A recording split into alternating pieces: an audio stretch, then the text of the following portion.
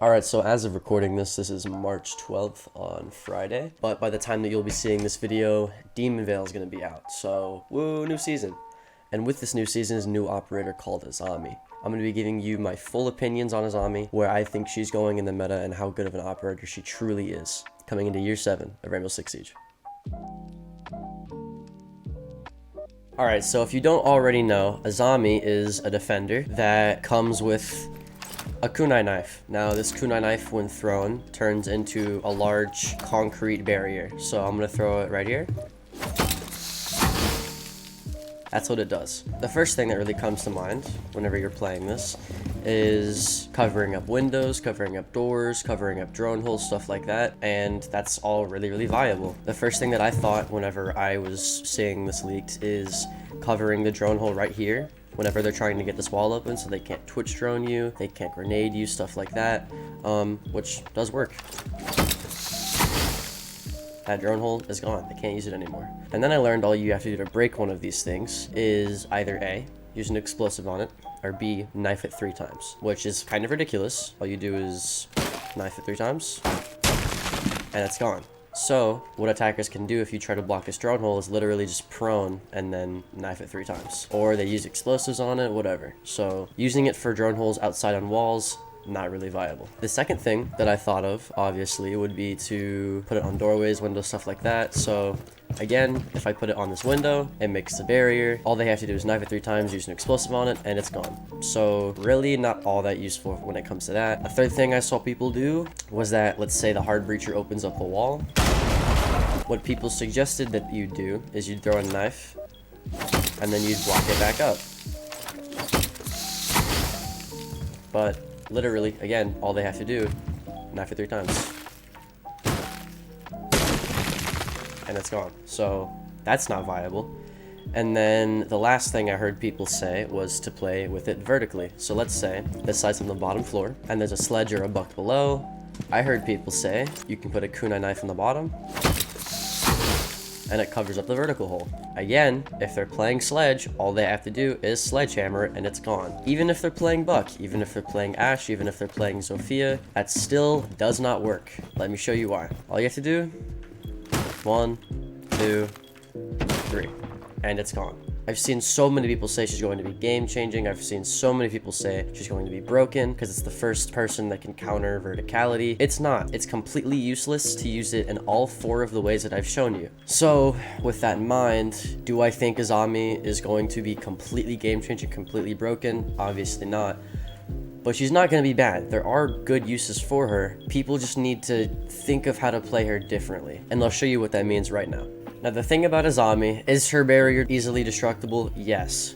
But if you make it to where the attackers can't destroy it and it's still a barrier, that's the best bet. This is something I talk about with Castle too, is if you put it on things like doorways or windows where they can easily go up to it and knife it or easily explode it, it's completely useless. And that's why most people used to think that Castle was bad. But because of Pro League and people seeing that Castle's actually viable if you know what you're doing with him, the opinion on Castle has changed, and I think it's going to be the exact same with Azami. How are Castle and Azami similar? The way that you play them is you use their barriers in places where they can't explode them or they can't knife them, but they can still protect you. So I just came up with an example on how you'd play it. Let's say they open up this wall and you have a guy sitting in rafters. This wall getting opened is the bane of every single rafters player's existence. What always happens is they open up the wall and you have your holes here, right? Or maybe a rotate if you're in the lower elo, and they sit here and you're being pressured from this door and this door already, but you knew that, you were playing rafters. And now you're getting pressured from this wall as well. So now, not only can you not rotate back without getting shot, you have to go down, and your only way out is through this staircase up to red stairs. But if they've opened up the wall, by the time that they've opened up the wall, there's already going to be a storm of people on there, so you're kind of just stuck. So 9 times out of 10, the rafters player usually gets shot from the guy outside the wall. Usually, I'm the guy outside the wall shooting rafters players, so I would know. Now, a way you can get around this is with the new gadget. What you do is you put your knife on the back of the wall like this, and it completely protects you from bullets. I don't know if I mentioned this. This thing's bulletproof. Bullets cannot pass through this thing. So now, if you're sitting here you can place this right here and you can safely rotate back to sight. Now, let's look at it a little differently. If you want to be risky and you still want to actually shoot people outside the wall that's been broken, what you can do is still protect yourself with this barrier, but instead, let's say you put it at the very bottom. And now you have a bulletproof shield covering the bottom of this wall, so you can sit here and just crouch and they can't shoot you. And you can safely rotate from rafters all the way to this wall, all the way to this window, and you can get back in. Riskily, of course, but you can still get back in. Not only that, but you can sit here and peek people and shoot people, and they can't shoot you back unless they shoot you in the head here. And you have a bulletproof wall just sitting here. This is what I mean by putting her gadget in places where they can't knife them, where they can't explode them, and it's still being useful. Another way that I've seen this done is people will put their mirror windows on soft walls. So pretend that this hole is a mirror window, and this entire wall is soft. There's just a mirror window here. Now, what used to happen is if you played a mirror window on a soft wall, you just get shot in the legs and they'd shoot you. But now, you can put this barrier on the bottom of the wall, and you have a bulletproof barrier right here that you can hide behind. And you have a window where you can see enemy players, and then the wall next to you is soft, and you just shoot them through the wall once you see them. And they can't shoot your legs, they can't shoot the mirror. This is completely bulletproof, and the best part about this is they have zero idea the barrier's there. From this side, you can't see the barrier. It's completely invisible. All they see is a mirror window, so they're sitting here dumping mags and bullets into this, completely wasting their bullets, completely wasting time, because you have a bulletproof barrier sitting right there. So that is one of the ways that I've found to be useful playing Azami. Another useful way to play Azami is, again, blocking lines of sight or creating lines of sight that are bulletproof that you can use to offend attackers. So I was watching a video that Braction made. I'll link his channel up right here. If you're subbed to me and you like my content, you would especially like his content. He used to have a channel with around 300,000 subscribers, and it completely got hacked, all the videos deleted, so he's had to start on a new channel. So go show him the most support you can show him. He really needs it.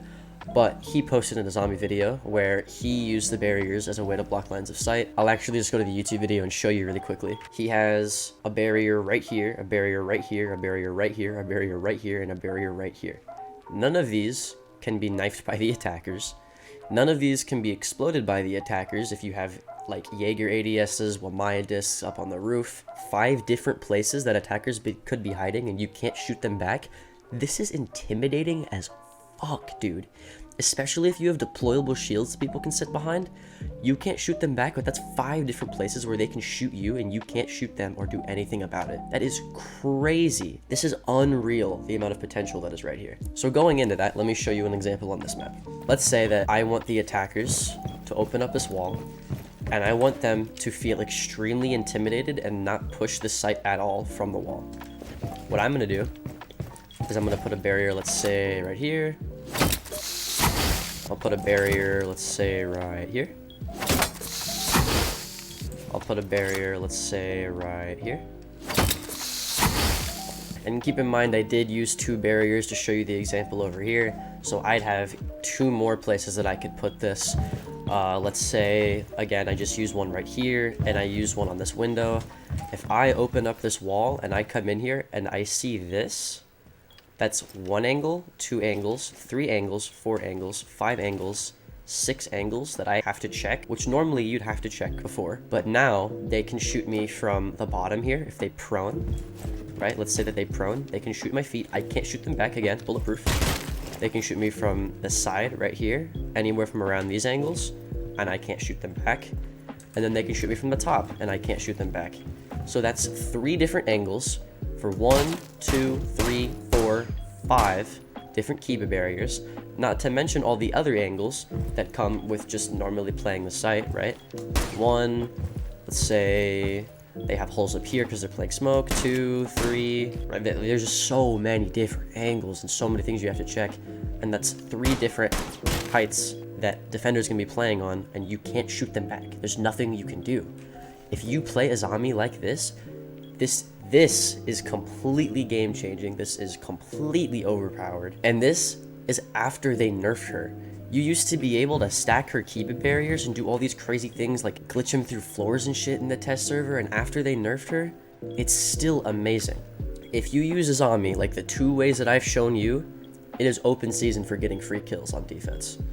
So when people are saying Azami's game changing, Azami's broken, Azami is the best operator to come out in a while, this way of playing her is what they mean. There's so many different options on how you can play her smartly and win yourself easy rounds, get yourself some easy kills, and the attackers can't do anything about it. But other than that, that's pretty much it for today's video. I just wanted to clarify my thoughts on Azami and how you should be playing her compared to how most of the media is portraying her on how to be played. I think there are a lot of misconceptions that are going to come out that are going to make people think that she isn't as good as people are saying she is. She is as good, but you just need to make sure that you know how to play her correctly in order to win yourself rounds and to get yourself some free kills. Hit that like button if you want to see a full operator guide on Azami. I'll do that a few weeks into the season once everybody's gotten affected to the new meta. But other than that, that's pretty much it for the video. Don't forget to sub, like the video if you like it, dislike the video if you dislike it, and see you in the next one.